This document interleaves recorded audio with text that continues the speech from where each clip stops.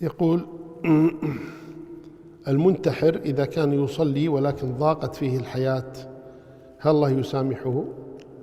على كل حال قتل النفس من كبائر الذنوب، قتل النفس من كبائر الذنوب بل من أعظمها. وقد جاء في قول الله تبارك وتعالى ومن يقتل مؤمنا متعمدا فجزاؤه جهنم خالدا فيها وغضب الله عليه ولعنه وأعد له عذابا عظيما.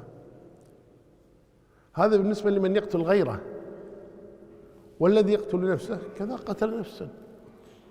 ولذا جاء في الحديث عن النبي صلى الله عليه وسلم يقول من وجأ نفسه بحديدة أو بطنه بحديدة فحديدته في يده يجأ بها بطنه في نار جهنم خالدا مخلدا فيها أبدا. ومن تحسى سما فسمه في يده يتحساه في نار جهنم خالدا مخلدا فيها أبدا. وهذا ليس عذرا أن الإنسان ضاقت به الدنيا يذهب يقتل نفسه، هذا ليس عذرا حتى يقتل به نفسه.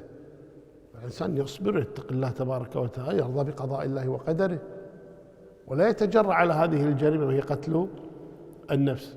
على كل حال هو ليس بكافر، وطالما أنه ليس بكافر فإن الله تبارك وتعالى يقول إن الله لا يغفر أن يشرك به ويغفر ما دون ذلك لمن يشاء.